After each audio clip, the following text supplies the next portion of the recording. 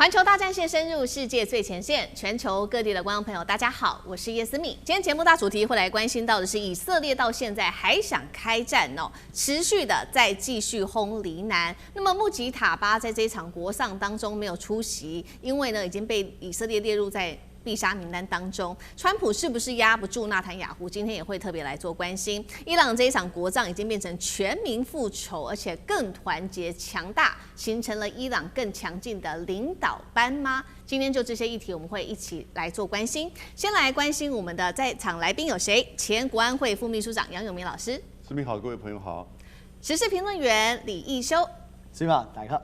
前海军舰长吕礼士舰长，主持人好，各位观众大家好。好，观众朋友持续提醒大家呢，今天节目开始前帮我们节目按赞，并且呢按下热推键，也可以在留言区写下热推，希望跟我们互动一样，写下思敏你在哪一个城市收看，我会亲自的来做回复。那么提醒观众朋友，在我们的主频环球大战线的主频，现在已经有我们的新成立的会员频道了，欢迎观众朋友在这个主频当中按下加入键，就可以加入我们的会员频道当中，享有更及时的消息，还有 Q&A 互动等等哦。那么今天的大主题美伊战士，我们先来关心有3个火线话题，等一下我们一样请来宾特别帮我们做解答。首先我们来看到的是伊朗举行的这一场国丧哦，动员上千万人，是一个全民团结，还是战争压力下的一个反噬凝聚呢？像现在看起来，川普当初是想要打垮整个伊朗政权，怎么看起来伊朗有了更强硬的新政权正在成立呢？第二件事情是，美伊现在希望进入和谈，但是以色列则是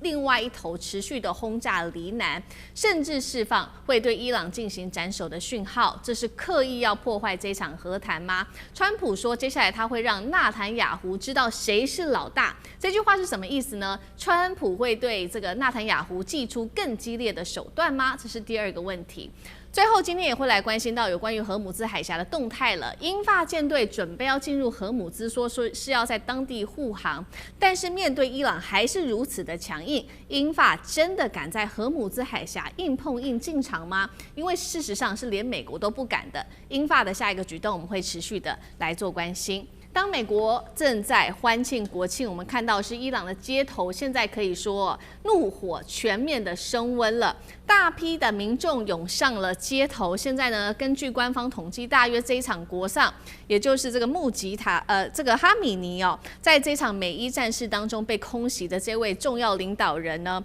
哈米尼为他来举行国丧。这一场国丧呢，来自于伊朗官方估计，大约有超过1000万人参加，已经占伊朗总人口的1/6了。结果我们现在看到的是，它不是哀悼哦，是变成了一个看起来像是复仇总动员吗？美以把哈米尼变成了一个凝聚民族情绪的殉道符号，这个是来自于专家的最新解读。群众在这一场示威当中之下，他们不断的高喊美国去死，以色列去死，并且直指我们只有一句重点，就是我们要复仇。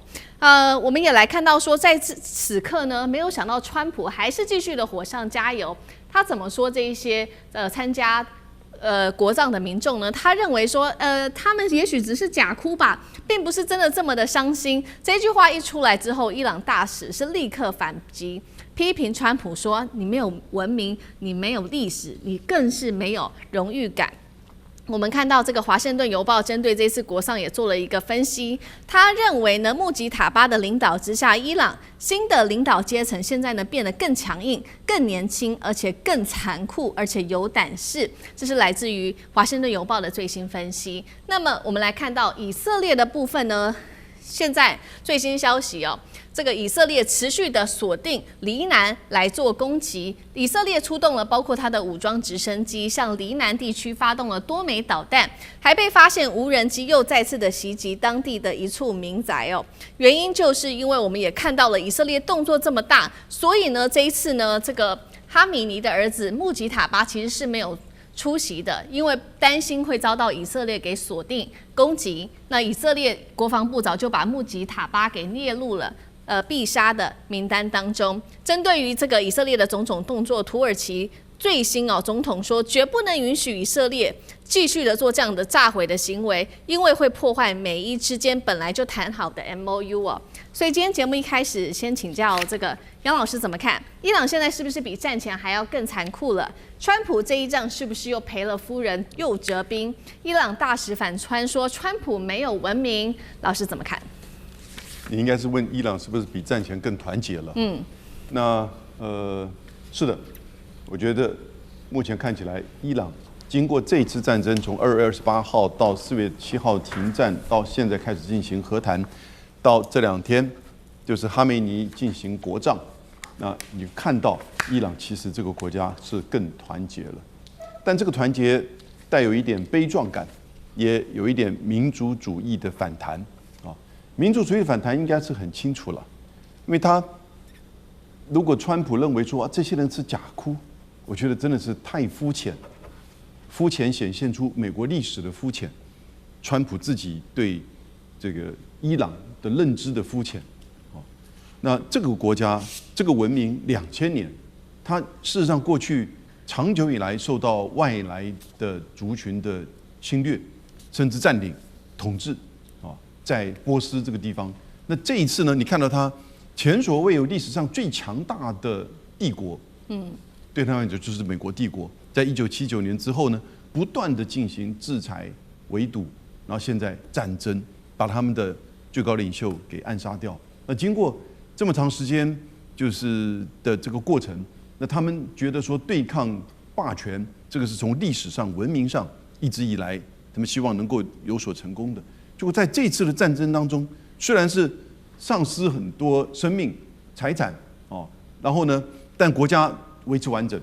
政权也维系下来，文明跟主权没有受到任何的影响，而且现在整个谈判的方向对他们有利。所以从伊朗的历史文明、主权跟国家的这个角度我觉得其实这种带有历史跟民族主义的反弹呢，是伊朗人呢觉得很骄傲，但是又很悲壮，因为毕竟这个国家被整个美国跟西方的制裁，那能不能够这一次突破也不确定。你看现在以色列还在那边继续的搅局，然后呢，川普也不断的在放话，那可是他们知道。掌控了就是地缘的这种优势，以及赫姆兹海峡的这个掌控，已经有事实上是立于不败之地。美国已经不愿意再去做另一场大型的战争所以呢，在谈判上面当然对他们有利，可是我觉得绝对不会这么的顺利跟乐观，因为以色列会搅局，而且同时美国呢也绝对不会放弃他们在中东地区的掌控。那所以。接下来，赫姆兹海峡到底会怎么样的顺利的通行？这种带有悲壮跟民族主义的这种就是反弹我觉得在今天伊朗的这个整个情绪是非常可以理解的。但接下来呢，他们的领导阶层一方面是担心自己是不是会变成下一波以色列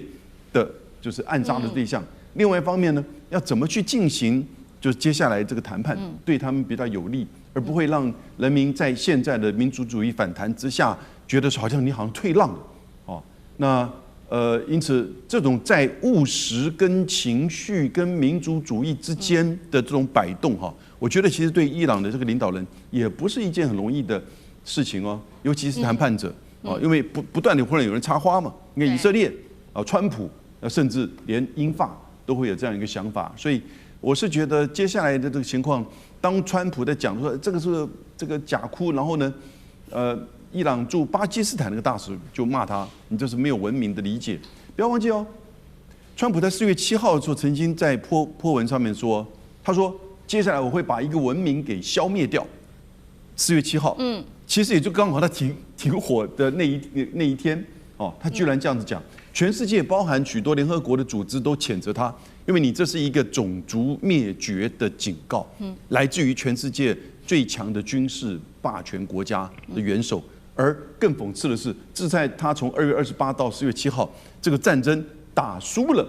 基本上是战争失利嘛，不管是战术上还是战略目标上。那然后呢，去放话说要把伊朗给文明消灭，那事实上完全没有做到。可是这种放话式的、这种自己寒爽式的发川普式的语言有的时候他真的会变成政策，有时候真的会变成他接下来的动作。所以你也不能只是把它当作只是好像另外一个就是媒体上这个自己寒爽的放话，不完全是因为他是有权利最高权力的这个掌握者，川普，即使到今天，所以未来的这个情况，我觉得不确定性仍然很高。但是今天伊朗的这个情况呢，的的确确是面临到那个既悲壮又是民族主义的这种满足，但是又强烈的反弹。未来的不确定性仍然很高。好，所以我们现在看到的是这一场国葬哦，聚集了超过10万人聚在一起，整个民族主义掀起哦。那么伊朗人民就喊说，接下来他们要来做报复。我们看到一边是伊朗的态度已经非常明显了，但是另外一边以色列的动作完全没有停下来，它持续的狂轰黎南地区哦，就是要破坏接下来的美伊和谈嘛。那接下来如老师帮我们看到，接下来川普的态度又是如何呢？因为他最新才说了，我接下来呢，这个纳坦雅胡要来跟我见面了，我要让他知道谁是老大。这句话又怎么解读？一休怎么看？简单来讲哦，这个就是纳坦雅胡是现在整个局势里面他是最焦虑的一个存在，因为如果今天伊朗就这样子跟美国和谈了，那代表美国势力基本上是永久的就从波斯湾失去了一个支点，因为我们知道第5舰队、太平洋中央司令部、乌代德空军基地这些最厉害、最好的美军基地基本上都在波湾里面，而在波湾里面现在都进行瘫痪的状态。所以，如果说现在这个态势这样下去的话，那等于相当于以色列必须自己独自面对整个中东的局势，而美国事实上就从这边后撤了。那纳坦雅胡所看到的跟美国所看到完全不一样，他看到的是如果要打的话，那得把伊朗给打散架。这就是为什么他一开始跟这个川普报告的时候说，我们有这个机会把老哈梅内伊跟他的领导阶层一锅端，所以48个都被清空了嘛。结果发现的是什么？发现的是不但没有打垮伊朗领导阶层，还让伊朗呢他的这个年轻领导阶层上来之外，而且还打出了韧性，而这个韧性最后是造成美国失败的关键嘛。所以这个是第一点，就是说纳坦雅胡的一个彻底的战略误判。那这个战略误判为什么是基于他个人的贪腐事件，他在国内的权力的问题所形成的？那现在他既然打不到伊朗，所以他只好去打黎南，因为黎南这个真主党是跟伊朗它是同一阵线的，而伊朗的和平协议里面非常清楚规定，必须包含抵抗阵线，也就是抵抗阵线的所有的这样的组织的成员，包含真主党，包含这个胡塞武装，包含伊拉克的民兵组织叫伊拉克的伊斯兰抵抗阵线这样子。那目前唯一以色列只够得到黎南，因为很简单，飞机飞到德黑兰一定要加油机，加油机一出动，美国马上知道。所以你是没有办法躲过美国的法眼。那美国现在反对嘛，所以川普现在不惜说出说我要把美军派到黎南去做维和啊，这真的机器式核心。大家知道当年这个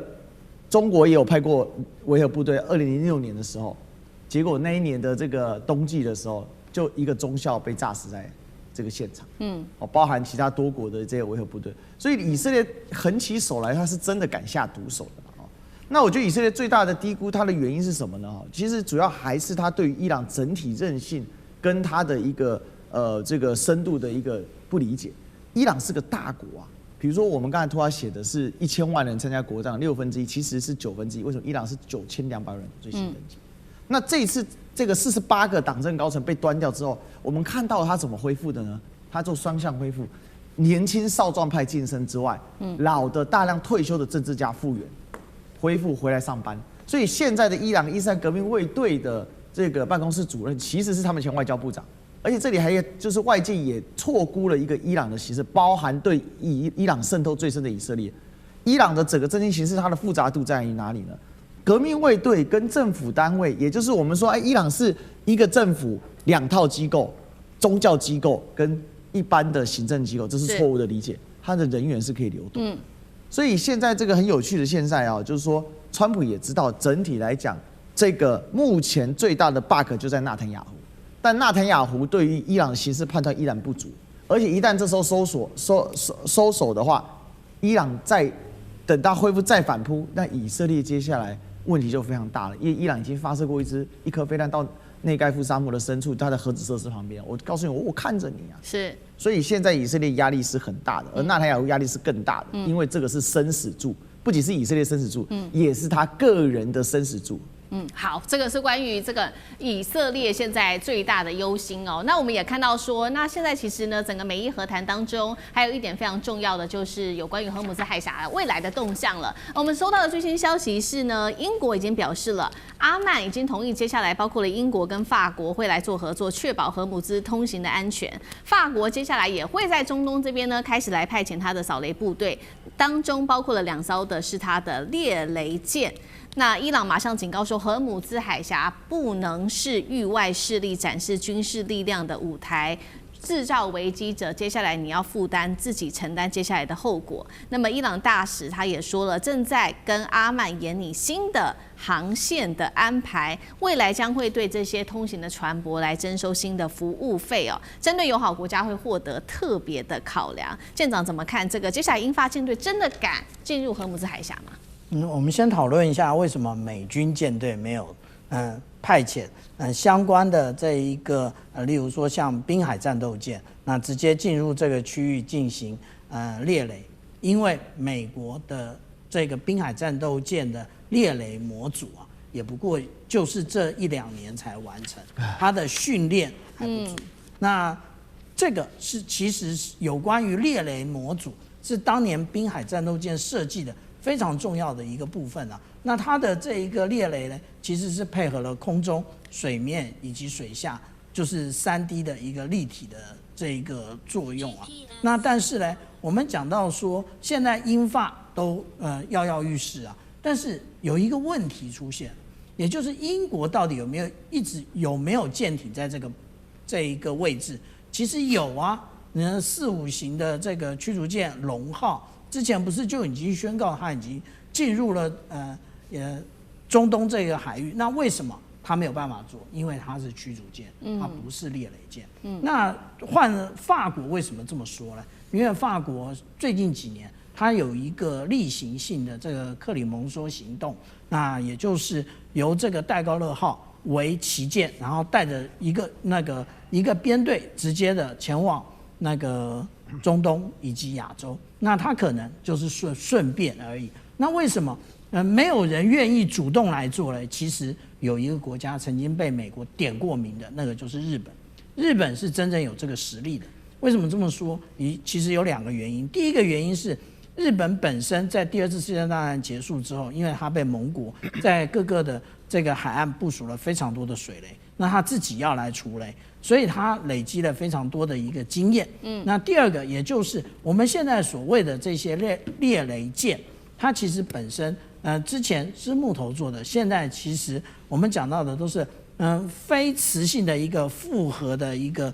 工艺，例如说 FRP 啊这种构成，这个也是日本的强项。可是日本为什么现在不说话？因为日本动辄得咎，那现在已经不打仗了，日本不是可以透过海外的这一个维和吗？他为什么不做？其实高市早苗，现在他如果真有这一个国际的这个想要得到这个国际的声望，现在就主动嘛？为什么不？因为到底有多少雷，有什么样的雷，美国还有英法都搞不清楚。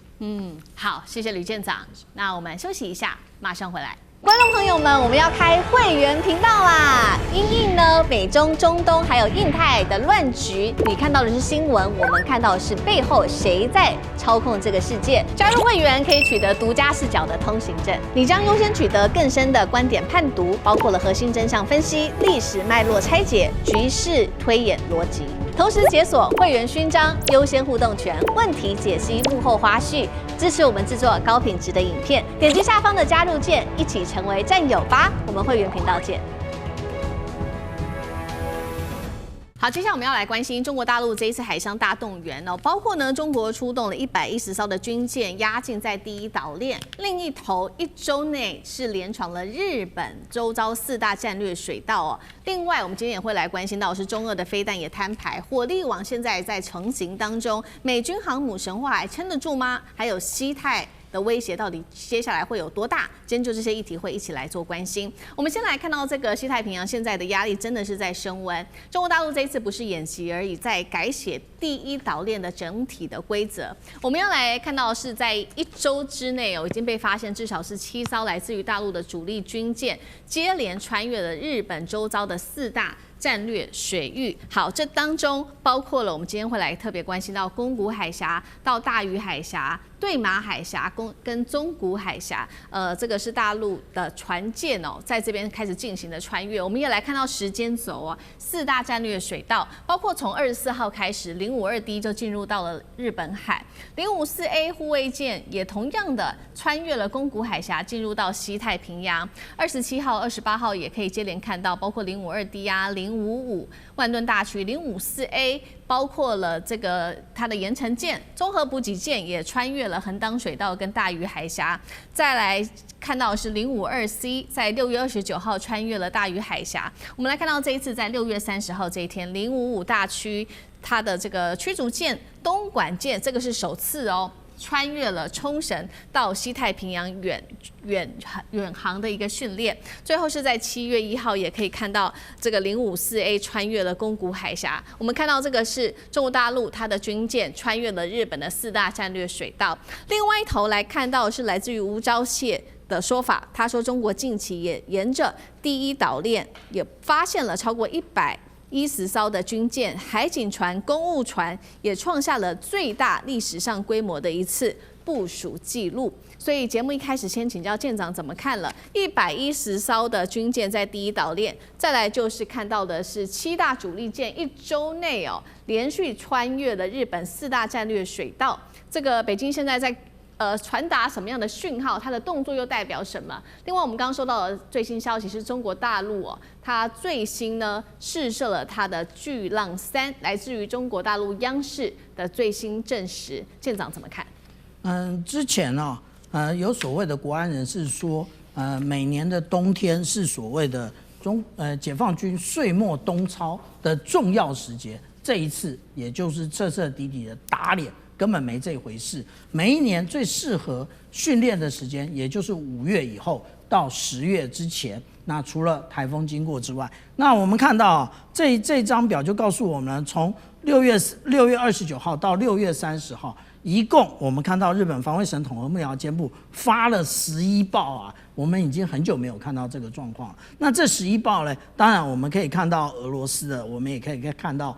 中国大陆的，它的舰艇不断的在第一岛链这边出现。那如果我们把它分析一下的话，我们就会发现它这样的穿越其实包含了对马海峡、大隅海峡、横当水道以及宫古海峡的这个部分。那它这出动的这个舰艇非常多，那其中还包含了我们看到这个通过大隅海峡的南昌舰、盐城舰以及东平湖号编队，其他都是单舰。那我在上个礼拜的节目我就曾经分析过，单舰通过其实它都有其他的意涵。为什么？这个最早是俄罗斯它的一个作战想定，也就是它的一个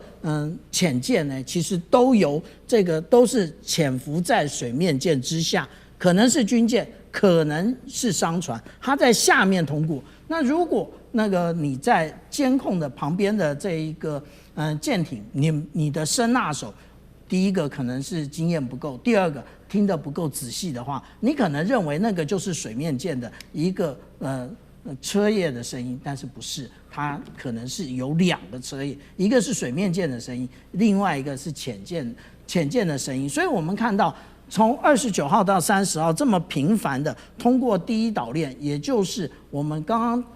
从主持人这边得知说，有关于今天中午的12点01分，那解放军在这个太平洋的相关公海发射了这一个巨浪3。那他发射巨浪3，那总是094的这一个战略导弹核潜舰带出去的。什么时候出去的？就是我们刚刚讲到的这一段期间跟着一起出去。而且这张图最妙的是什么？这张图最妙的呢，其实我们可以看到，在24号到28号通过对马海峡的这个期间呢，也就是解放军的052D 的这个西宁舰以及贵阳舰，可是它实际上去监控伴航的到底是哪一艘船？是日本的海洋拖船1200吨。奇怪了，我们不是说它有非常多新一代的这一个最上级跑到哪里去？其实，在这么多里面，只有一艘最上级，它监控的也就是刚刚主持人讲到的，这穿越宫古海峡的这个东莞号。那除了这一艘，也就是我们看到的这一个位置，其他的我们还看到了这个石河田号，它是12100吨的补给舰啊，连补给舰都出来那个监控伴航。那其实这边还有2艘，这一艘还有那一艘，其实这2艘派遣的是什么？就是我刚刚讲到的扫雷舰。那这一艘黑岛号，它还不是扫雷舰，它是扫雷艇，它连500吨都没有。那以这样的一个程度去监控，中国大陆解放军的第一岛链的穿越，那代表的是什么？也就是日本最近在做什么坚毅之龙啊，这个东方东方之盾啊，那还有环太平洋军演，其实军力已经不够了。为什么？因为海军除了我们讲到说寻常的训练以及这种任务之外，它还有1/3的兵力是需要正常维修的。所以其实日本虽然现在感觉上做这个最上级很顺手，但是实际上来讲，它的舰艇数量也是不够的。而且我们现在如果仔细的追看下去的话，我们现在看到的通通都是有关于穿越第一岛链的部分。可是我刚刚有提到有日本跟对不起，有中国大陆跟俄罗斯的。那俄罗斯的舰艇在干什么？他们在做海上联演2026的部分，这一个是青岛的港口，我们可以看到052D 驱逐舰开封号配合着俄罗斯的守护级的护卫舰以及 Kilo 级的潜舰，还有光荣级的巡洋舰以及这个救生船，全部通通都已经就位了。那这个是7月5号，也就是昨天的时候，我们看到这一个有关于这个央视它相关的报道，这些船通通都进了这一个青岛。那他们以前这么大规模做的时候，他们都去了哪里，在干嘛？我们在往前看的时候，他们上一次去的时候，他们上一次这样子出现的时候，他们是去了阿拉斯加，也就是他们直接的绕了那个从日本的这一个也就是这个北海道以北穿越之后就不见了。这个时间点是我们看到的9月9日，可是再出现已经是9月27号了。那他们这时间去了哪里？后来这个我们看到这个美国海岸防卫队实际上的照片，他们出现在白令海的基斯卡岛这边。所以现在最担心的除了日本之外，还有美国。好，所以我们也看到说，不只是中国大陆的军舰在对日本做出警告，还包括了有俄罗斯中俄的军舰都集结来给这个日本一个警告，还包括了美国给他一个警告。这个是海上的动员。另外，我们也来看到中俄现在的飞弹也同样的一起亮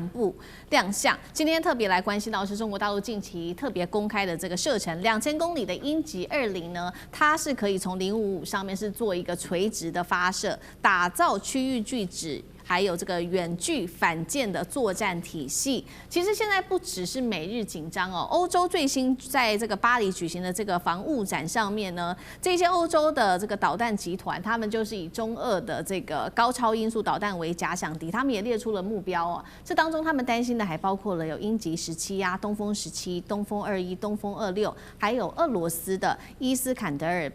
匕首跟它的锆石导弹等等。欧洲特别警告了说，其实呢，包括了中国大陆跟俄罗斯的多款极音速的飞弹是欧洲的新威胁。这一些飞弹甚至是连欧洲自己的防空或者是来自于美国的拦截的系统都可能会受到严峻的挑战。一休怎么看？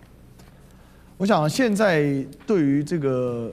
欧美来讲，它这个拦截要针对中俄，因为中俄就是以这个导弹为做一个核心嘛，那种极音速的，它目前拦截率都是非常的低的。而且呢，重点是它还可以是多种，它是三种不同的位面可以发射，它可以潜射、舰射就是海上的发射，或者海底的发射，那也可以陆基的，那也有空基的。所以基本上这个是一个非常大的一个巨大的威胁啦。那尤其啊，这个第一岛链目前就是其实是已经实际上美军的航母都很少会进来，大多数时候啊，我们已经很久没有看到航母认真讲，就大部分时候都从菲律宾东部嘛，从台东外海。那本来这个还通嘛，所以现在呢，我们可以看到常态化的是大陆的这个不管是调研船就科研船哦，它针对这个海底的水文这些去做调查。那如果说调查完了，那最大的差别在哪里？就是潜舰可以完全的非常适性去做部署，加上台湾东部海域它是一个深海嘛，因为它是属于菲律宾海板块嘛，所以这个地方变成美军未来航母要走哪里，我都很疑惑啊。然后，所以可以看得到说，如果从军事上来讲啊，目前整个线会往前推到第一岛链跟第二岛链之间，也就是介在关岛跟这个台湾中间这个地方。所以我是觉得现在的状况就是面对整个这个中国大陆加上俄罗斯的它在这个西太平洋这一侧的越来越紧密的联手，加上尤其是整个解放军的军力的一个成长啊，现在整个台湾是完全没有办法去介入，不打紧。事实上，你也可以看到美国、看到日本，然后他们有相不同的一个应对状态。美国是很明显的不想跟解放军进行冲突的，所以他其实在政治上他有所退缩，包含不支持台独啊，9500里外我不来打。另外一方面就是他已经逐步的要把他的重心移转到关岛这一侧。就是在关岛要扩建嘛，之前说要扩建3万人，包含家属可以居住的一个基地。问题关岛太小了，因为关岛是属于马里亚纳群岛的一部分，这一些火山岛它的腹地非常的狭小，而且距离这个大陆又极其遥远。所以事实上，美国的这个战略后撤啊，最大的压力还是给到日本身上。那日本现在高市早苗一拍脑门热嘛，但是我觉得北京就是觉得很好，你继续热吧，反正高市当搞事啊，刚好北京这很有事。所以这个很有事，这个可能在未来的某个时间点，我认为一定会发生中日在物理之间的碰撞，只是这个碰撞具体的样态是什么？我认为不会上升到战争的样态，但是解放军一定会怎样可控，可以控制、可以限制，并且可以指定的状态之下来发生这个碰撞，让日本死了这一条军国野心。好，所以我们看到一方面，这个美国正在战略后撤，不想要介入在第一岛链的冲突。那另外一方面，现在日本就得自己自立自强，也得想办法了。因为我们来看到的是美国五角大厦自己做了一个评估，他认为说，美军如果真的介入台海战争，恐怕面临严峻挑战。那现在我们刚刚说嘛，这个高市早苗要自己想办法，于是他就去了一趟印度，希望跟这个印度一起来共同深化印太安全。那高市早苗跟莫迪这次谈的其实很愉快哦，互相称对方是这个兄妹。那莫迪还称她我的漂亮妹妹。我们来看到这个是最新来自于中国大陆外交部发言人郭家坤，他批评说高市一直不断的倡议所谓新的自由版本的印太，根本是嘴上喊自由，心里面还是想要对抗。接下来中日的关系会越来越紧张吗？那西太平洋的主导权，杨老师又怎么看？现在中日关系是走向一个恶性的螺旋了哈。那当然，整个我觉得日本高市的抗中保日的心态做法，其实是最主要的关键。但是呢，他完全错误解读现在的中美的情势，以及整个西太平洋就是实力的展现跟差异。他以为自己增加军力部署跟加强美日安保，然后呢连结菲律宾跟印度，就可以重续安倍或者是拜登时期的印太战略。我觉得完全错误解读，因为中美之间你看到，尤其是刚才7月6号12点钟，大陆这边试射巨浪3型的潜射飞弹，那什么是巨浪3型？它可以发射大概是8000到12000公里，所以它是一个洲际型的潜射，也就是潜水艇发射。那这个潜水艇发射代表核组的3位一体，就是陆基、海基跟空基。陆基是什么时候？陆基是2024年9月的东风31A 从海南岛，然后呢，空基是什么时候？那空基从2019年到最近6月底的时候。22次的中俄联合巡航，不就是轰6K、图95，这都是战略轰炸机嘛？然后呢，就补上了这一次的，就是巨浪3。巨浪3应该可能是在2019年6月的时候，据称就有测试过啊，但这一次很明显的测试。我看到最新的报道是指它是从南太平洋这边发射的哈，那因此这个就很清楚告诉你，在第一岛链跟第二岛链的范围之内哈，其实这个区域距值中国大陆这边已经是完全掌控。第一岛链范围之内，它已经完全具有这种主动权。第二岛链它的经常性，我们刚刚看到的这整个就是这一些的巡航哈以及穿越，它已经具有就是整个掌控的能力。那尤其再加上核贺主的这个能力。所以，高市日本你增加部署，当然他也许觉得说他可以一直多卖一点武器赚点钱，哦，对日本的经济有帮助。但中国大陆出手了，也就是在这个稀土跟稀有的金属上面就卡脖子，那所以反而会造成现在日本的自己本身民间商用的这个制造业现在受到影响。所以这样子一个情况，印度会跟他配合吗？对不对？我们都不要回答这个问题了。印度也比他重视印度洋，好不好？印度也可能重视他在中印之间的边界问题，他怎么会关心到这么遥远的，连印太总部都改名字叫太平洋总部了，美国人都放弃了，你高市人没有看清楚呢，没有看懂呢？好，谢谢杨老师。那我们休息一下，马上回来。观众朋友们，我们要开会员频道啦！因应呢美中、中东还有印太的乱局，你看到的是新闻，我们看到的是背后谁在操控这个世界。加入会员可以取得独家视角的通行证，你将优先取得更深的观点判读，包括了核心真相分析、历史脉络拆解、局势推演逻辑。同时解锁会员勋章、优先互动权、问题解析、幕后花絮，支持我们制作高品质的影片。点击下方的加入键，一起成为战友吧！我们会员频道见。稀土断裂，日本要崩溃了吗？今天会来特别关心到是这一家大企业三菱电机竟然带头，现在为了要拿到稀土，我只好拆冷气来搞回收，真的有用吗？再来就是富士电机，他们则是靠走私暗道被斩断哦。中国大陆看到这样的行为，是立刻斩断了这样的一个线。日本会沦为供应链的孤岛吗？观众朋友可以留言跟我们一起做互动。如果您认为中国大陆的这一招稀土卡关会让日本沦为供应链孤岛，留言写1。如果您认为这个变化呢还要持续的做观察的话，那我们留言选2，一起跟我们来做互动。我们先来看到这个3个火线话题。一方面呢，日本现在在喊要去中国化，一边呢，他为了要拿到稀土，只好拆冷气了。来拿到稀土，这个是被逼回的现实吗？第二件事情是，日本除了自己想办法之外，他也开始联手其他的国家，法国这2个国家说要一起来做稀土的回收工厂，真的能够是一个重要的解方吗？还是一个战略口号？第3个问题，富士电机爆出疑似呢有稀土走私哦，日本现在是连灰色取得管道都被堵死，因为中国大陆最新也针对了这样子的一个管道做出了管制，那么日本会不会被逼成为一个供应链的孤岛呢？今天就这些议题，我们会一起来做关心。好，我们要来看到最新消息哦。日本讲得很漂亮，他说要打造自己的供应链，但是现实就是这个中国大陆的稀土手段一掐紧之后，我们刚刚提了嘛，日本怎么做呢？他开始做的就是徒手拆冷气、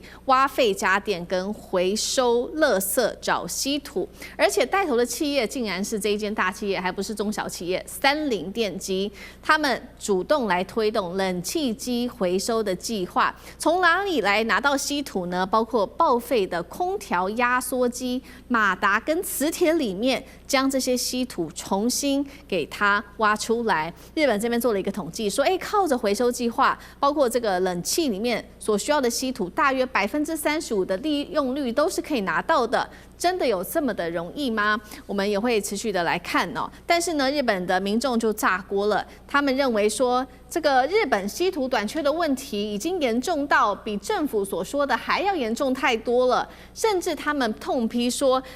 我们又不是在捡垃圾，为什么要做到这样子的一个手段呢？这是来自于日本民众哦，非常的气愤，他们还担心接下来冷气机的外机会不会这个盗窃的问题变多了呢？好，那另外一方面，我们也来看到呢，日本还拉上了这个法国，要一起来做这个稀土回收，直接锁定的就是要在欧洲建立首座的稀土回收工厂，投资金额2.16亿。欧元，预计2027年就可以来做运转，希望能够提炼到这当中的敌重稀土。但是我们也来看到，目前呢面临的4大问题是什么？来看到第一个就是量不够。还有纯度不足，成本太低，成本太高，还有时间呢，还是相对的太慢了。这个是中国大陆出手的管制。再来就是它也针对了包括日本的企业做这个稀土的双轨管制，把许多的企业10家大企业列入观察名单当中。大幅的增加对于稀土、矿物、永久磁铁、军用物资的审查，所以今天节目一开始，我们来特别请教舰长怎么看30带头做的这个拆冷气的动作，还有包括拆废家电的动作，代表说中国大陆已经打到日本制造业的痛点，他们没招了吗？舰长怎么看？可能不只是打到痛点，而是真正的卡脖子，也就是这些工业是否能够存续。都是个问题啊。我们讲到说这个稀土啊，它不是土啊，那它只是感觉上好像是土，但是它是不是真的很稀有？它不是真的很稀有，它真正的问题是冶炼或者是萃取的过程很复杂。那在之前呢，大家会认为说这是里面有非常大的这一个污染啊。可是中国大陆起步的非常早，它从1970年代透过这个徐光宪院士啊，他就已经来着手的有关于稀土的如何的萃取的过程啊，甚至啊连领导人这个邓小平都曾经讲过稀土啊，我们就知道中国大陆呢，其实是因为它自从改革开放之后，它成为这个代工的大国。那代工呢有2个重要的原则，第一个也就是重要的，它要达到量产的规模，它达到量产规模，它才有足够的厂商剩余啊。那第2个，也就是它要掌握原料，掌握原料也就是稀土的部分。那中国大陆也因此啊，它在很久以前，也就是20年之前，它就已经能够完全的掌握各种稀土，不是我们只讲的中重稀土而已。例如说，我们现在还讲到这个钨也是，我们讲到的6氟化钨，那我们只讲钨吗？没有啊，佛气也是如此啊。佛气全世界每一年的这一个产量950万吨，中国大陆生产多少？590万吨，也就是1半以上都是中国大陆生产。那我们现在看到那个日本就是想要解决这个问题，第一个他想要回收谈何容易啊？他现在去拆冷气，那其实他还不如多拆手机啊。手机里面的稀土元素甚至可能更高。其实他可以把他的之前的这些潜舰也拆一拆，里面也很多的这些稀土元素啊。第2个，他就走了这个窃盗供应链啊，你用偷的啊。那其实还有第3个啊，也就是到这个远的要命的国家去要。那也就是他之前去找到哪一个国家？找到蒙古啊，他找到蒙古说，我们是不是可以供应啊？蒙古也同意啊。但是当王毅外长到了蒙古之后，这件事情就黄了。为什么？因为他不要忘记啊，蒙古一直长期以来遂行的第3邻国政策，因为它只有2个邻国，它不是中国就是俄罗斯，是它2个邻国。那它要能够往外输出，其实只能靠陆运、海运。那它以及它没有海运啊，那只能靠陆运跟空运。那但是这都非常贵。最近日本又想到一招，跑到南鸟岛5000公尺深的海里头去挖，结果挖出来的还没有冶炼的这一个过程，就已经是中国大陆成品的这一个20倍的这一个价格。所以日本想什么方法都没用，还不如好好的回到中国大陆的要求，就是抛弃这一个台湾有事就是日本有事的这一个胡说八道的说法。好，那同样的问题也请教一休怎么看？那另外呢，刚刚我们提到了嘛，他这个日本之前去寻求蒙古的帮忙没效，那这一次找法国一起来做这个稀土回收厂有效吗？那一休又怎么看？这个居民两管制清单的这个威力啊，这个当初年初的时候弄的时候，大家还想说，日本怎么会印啊，都没有反应这样子哦。那实际所有人都知道，其实就在等仓库清空了，你就知道。因为稀土是这样哦，即便做城市回收，它跟铝跟钢这种普遍性的这种还有铜嘛，这我们最常回收的几个金属是很不一样，因为它分布得很散，它只在关键零组件里面有。所以刚刚舰长提到这是非常关键嘛，你即便去手机里面挖矿，那纯度最高，那又怎么样？那数量也非常的少。是它直接的结果是什么呢？目前日本认为说，2026年他们用城市矿山，也就是我们的废品，回收率只有35%，就极限35% 用回收代替。那就算你这个推到2030年，你有办法全部使用吗？而且你这里相当于是你越用越少嘛，因为你不断回收，那回收是会耗损的。那你能够持续多久了？哦，这第一个。第二个啊，它整个的一个影响是非常巨大的，不只是日本啊，我们看到美国最近出现一个很搞笑的场面 ，F-35B 啊，这最先进的这个5代逆中战机呢，竟然交付的6架没有雷达的，就机坪里面只装了配重块的一个飞机，交付给美国军方来使用。这简直是闻所未闻、匪夷所思。为什么？因为他们现在想要用的这个雷达那它变成说它没有办法足够的微缩到它的机坪内，因为这个雷达的性能的问题。你如果用其他非稀土代替的话，就是没有那么好。所以现在的关键是雷达造不出来，这个是很要命的。再来第3点这个其实我们很多说卡脖子啊，其实我讲白了叫断气因为我们知道从历史的脉络来看呢这个19世纪是煤钢的世纪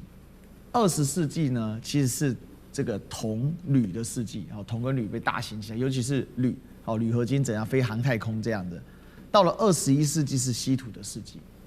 它是每一个时代我们都可以看到每一种不同的金属它的运用到极致，因为我们对于铝、钢、镁这些都已经非常非常的透彻，但是我们对于稀土矿这些合金的这些怎么去产生它的效用的话，还有一些可以透彻的地方。所以未来的科技包含 AI 各种这种前沿科技，它没有稀土寸步难行。所以现在看起来日本这个痛正在痛了，不过这个高市早苗最大的问题就是，如果他屈服了，那当初涌他上来那一股民意，也会成为摧毁他排山倒海的海啸。所以为了避免被撕心裂肺吧，所以他只好继续去当莫迪的小妹妹吧，只能这个样子了。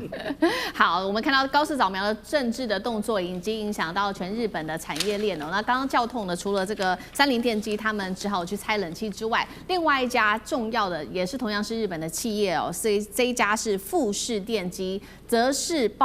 疑似爆发了稀土磁体走私案。那么这当中被挖说有涉及2名的日籍员工在中国大陆被逮捕，而且涉及的人总共10个。大家本来以为说是不是只有这家企业涉及在当中，结果呢往这个内部一挖，发现包括了海关、贸易商跟仲介都存在，可能有一起来协同这个灰色通道。于是呢，中国大陆现在也开始要斩断这样子的一个灰色通道了。会不会让日本变成一座孤岛？如果他的报复行动继续下去的话，杨老师怎么看？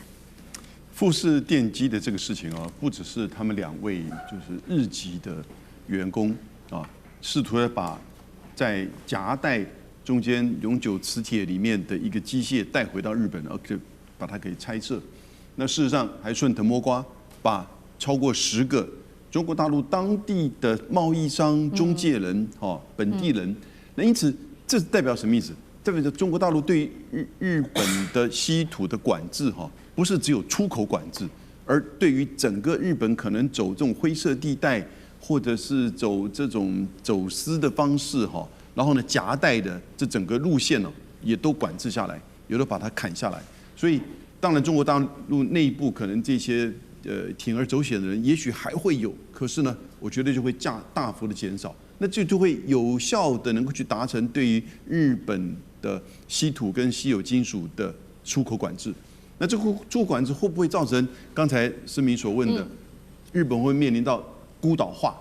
的这个问题？孤岛化是个概念那什么意思呢？也就是它会不会在这个比如说军事上、经济上、外交上，变成一个单一的，因为要去对中国大陆的这个政策，就我讲的叫抗中保日，然后呢，别的国家开始这个跟它保持距离。目前看起来，它在稀土层面3个作为西方的国家跟他还愿意配合，因为对西方国家这也是一个他们未来这些稀土跟供应链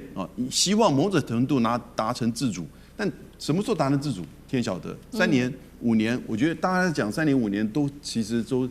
这个根本都没有信心，应该可能10年、20年能不能做到都不清楚。那哪3种作为呢？第一个开矿，第2个回收，那就是拆冷气机嘛。对。那第3个呢？降低在这些主要的器材里面的稀土的使用量，他们现在是说在电动车里面，可能原来用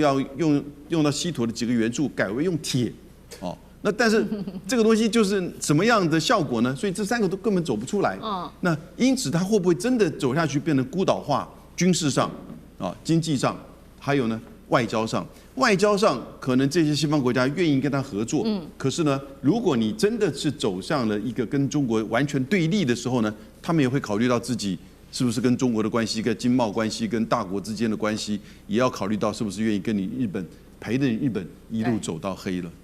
好，谢谢杨老师。那我们休息一下，马上回来。观众朋友们，我们要开会员频道啦！因应呢美中、中东还有印太的乱局，你看到的是新闻，我们看到的是背后谁在操控这个世界。加入会员可以取得独家视角的通行证，你将优先取得更深的观点判读，包括了核心真相分析、历史脉络拆解、局势推演逻辑。同时解锁会员勋章、优先互动权、问题解析、幕后花絮，支持我们制作高品质的影片。点击下方的加入键，一起成为战友吧！我们会员频道见。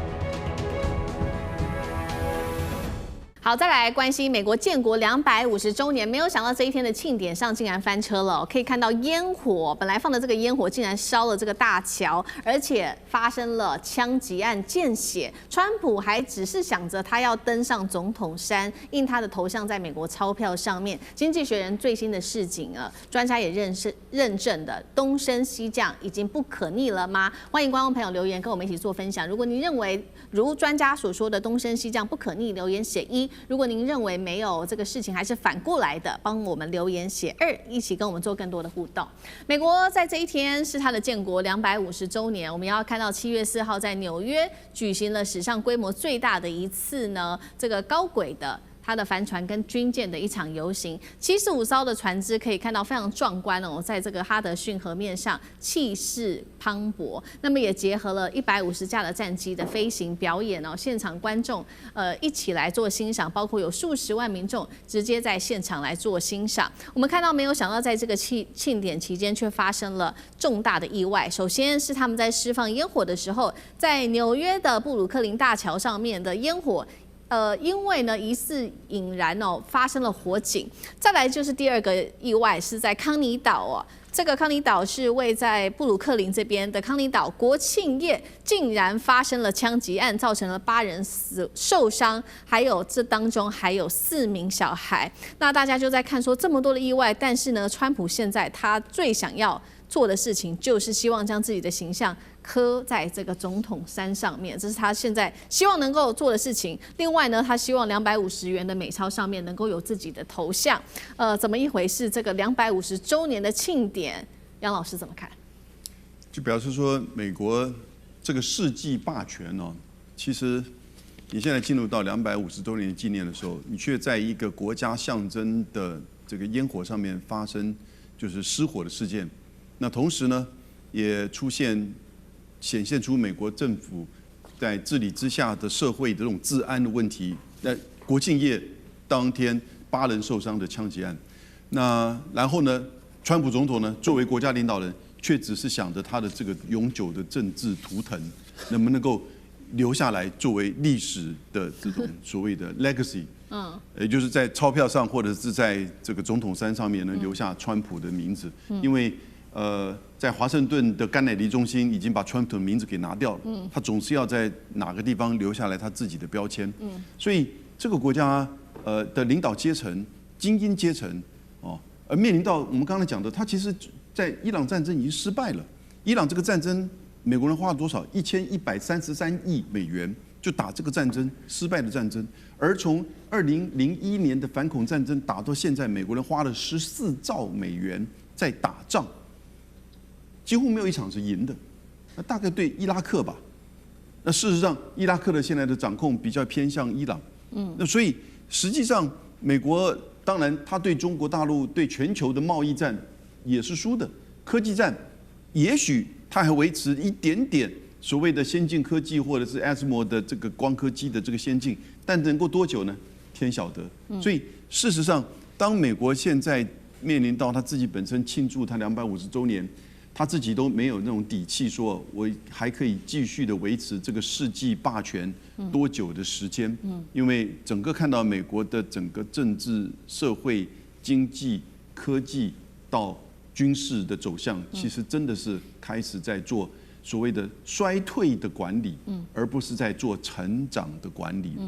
好，所以美国的衰退，另外一方面是不是可以看到东升西落呢？等一下我们会持续来做关心。那现在也看到美国内部的几个警讯，我们也把它特别列出来。尤其是现在也有半数的年轻人他们在抱怨说，现在经济实在太差了。所以最新统计，半数超过这个是30岁以下的年轻人，他们是跟父母同住的，因为经济的压力太大，是较前一年暴增了超过12%哦。一半的民众他们甚至认为美国梦已经消失了。还有民主学者直接给美国的民主制度给低这个等级，还有呢，川普的大而美法案现在也被批评了，最大的受益者就是这一些高收入的有钱族群。美国到底出了什么问题？一休怎么看？制度绝对是美国问题的一个很重要的一个要点啊。那大家知道，其实像这个很有名的一个学者狄东升老师啊，他是在这个大陆的学者，他写了一本书叫《蚕豆》，他就在讲这个东升西落。然后，并且提到这个制度里面还有这个中美之间的竞争哦。最近呢，在大陆掀起相当大的一些讨论啊。那我觉得制度为什么会是现在这个讨论要点？我们分3点来讨论好了。第一个呢，美国过去的制度之所以成功，当然有它的历史背景各种，但反正我们从历史的结果来论说，那确实苏联是在1991年12月25号就瓦解了嘛。那瓦解之后呢，那美国当然就迎向了所谓的 happy ending。所以当时 Francis Fukuyama， 我们知道法兰西斯福山先生。他所写的那一个叫做《世界终结论》，所以我们所有人都把目光投向了美国的制度何其的美好。可是问题就在于说，这个1991年12月25号是20世纪末，美国的制度的定版跟定型就是在20世纪。因为美国的联邦体制，从另外某个角度上来说，它是一个超大型的东印度公司，它仰赖的是它不直接统治人民嘛，联邦政府不直接统治人民嘛，这个由州政府来统治人民。它美国内政部其实没什么功能，它主要就管国家公园啊一些东西。然后这个里面你可以看到，它只管什么？它只管向外开拓，然后只管到世界各地搞经济殖民啊，然后搞文化霸权。然后呢，这里面呢，作为这个联邦政府的真正的大股东是谁？是这些资本家，这一些所谓的政治巨头，这个精英领导阶层，所以让美国政府非常的稳定。但这套体系在20世纪玩得转，到21世纪它突然出现一个 bug， 也就是资讯时代的来临啊，选民的口味改换了。原本美国的受过4项非常特殊的制度，例如选举人团制，不直接选举总统。第二个，它的国会议员，它分上院跟下院、参院跟众院嘛，它的这个国会议员本身的这个设计也很特殊，全世界上少数有上院权力比下院还要大的，所以这个是它的制度上的一个特殊的优势，让它可以长期由精英来领导。是，特别我们去看这个民主党的 Super PAC 就他们要超级行动委员会，这募款用的，里面呢，他们有所谓的超级这个代表权。民主党讲究的应该是所谓偏向左派的大家平权，结果它里面党代表有特别大的权力，不是票等值。所以这个精英领导对于美国的政权的稳定，所以我们常讲，美国政府不管怎么换，他们不违背美国长久利益嘛。但川普上来，经常全部对头干，为什么？因为川普是诞生在民粹之中，而这个民粹是网络数位资讯发达之后而产生的特殊现象。尽管川普依然是美国精英阶层所产生的人物，所以这个第一点就是美国的制度已经显得不合时宜，这是第一点。第二点，美国的对手，他从来没有遇过像中国如此强大的对手。所以中国制度特别是在哪里呢？就是稳定。中国在1979年之后，它的这一些政治的问题逐步到一个段落，并且恢复了国际的关系，包含跟美国的建交嘛，就是中华人民共和国跟美国的建交等等之后，它进入一个非常长足的一个这个外交的稳定时期。而且呢，随着5年计划，现在叫做5年规划的推进，稳定成为中国大陆崛起最大的一个它的一个基地。所以这是它的制度上的优势。尽管我们可以批判它各种东西不民主、没人权、没自由，但在美国，你也觉得真的民主、人权、自由嘛？如果你没钱的话，你也没有民主、人权、自由，对吧？你当不了华尔街之狼啊。那这第二点，第三点呢？这个在美国设计的体制之下，而中国大陆成长了起来，这是什么？就全球分工体系。因为1991年之后，美国就彻底放松了，它不再搞技术壁垒，不再搞技术管制，不再搞工业为本、金融为辅这个政策，也就是它脱实向虚了嘛。所以它全世界上到处大水漫灌，到处找低的这个生产元素，制定全世界的位阶，它是核心国家。这个亚洲四小龙是半边陲啊，然后呢，非洲啊这些原材料生产是边陲，由它来说的算。这个在它是霸权全球化还玩得转，但问题它遇到了工业克苏鲁嘛，要中国大陆厚积薄发，体量大。虽然我一个只赚了几毛钱，但我人多啊，我体量大，挣多了之后，我政府又长期稳定，有意识的发展全产业链，所以它就等于是撞上了这堵山。所以这个凡此三种制度的比较，这个挑战者的出现，还有这个现在所面临的一个这个碰撞，其实很呈现出来的，这个才是为什么美国人民对于它的制度，全世界对于美国的信仰崩塌，这才是根本。好，所以呢，我们就看到也是同时在此刻呢，这个《经济学人》就给出了一个这样子的一个评论。他说，美国虽然是在经济、军事、科技都是全球领导地位，但是呢，它的这个全球的领导性也在快速的下降当中。那国际体系是由单极现在转向竞争性的多极格局。那么，另外一位是来自于我们要来特别看到中国的前商务部研究院的学者何伟文，他也说，东升西降就是在此刻。这不是一个短期的现象，是不可逆的。那吕县长又怎么解读？其实啊，我们怎么看这个东升西降呢？也就是美国，你连国庆烟火都放不好，你不但呢造成了这个布鲁克林大桥的这一个火警事件呢，现在达美航空也有在降落的过程当中被国庆烟火命中啊。那这是多么危险的一件事情啊！这个也就显现出来啊，其实以川普为首的这一个执政团队啊，不但好大喜功，而且呢还是拍马屁以及小丑所组成的。也就是呢，没有人说实话，因为没有人敢逆风，你只要一逆风，你就被赶走。然后呢，另外他们与民主党之间还充斥着党争，而且这个党争不是只有党而已，媒体也是如此。所以我们一天到晚看到这个川普总统一天到晚指着 CNN， 指着这个纽约时报在那边讲 fake news， 其实呢，这只是大家的观点并不同而已，并没有什么 fake news 的部分。那另外我们讲到三权分立是怎么样在这瓦解的，也就是司法督导无力，然后立法原来是应该要能够妥协之下，能够走出一条对国家最好的路，但是不是，是谁只要妥协就惩罚谁，也就变成说两党坚壁清野。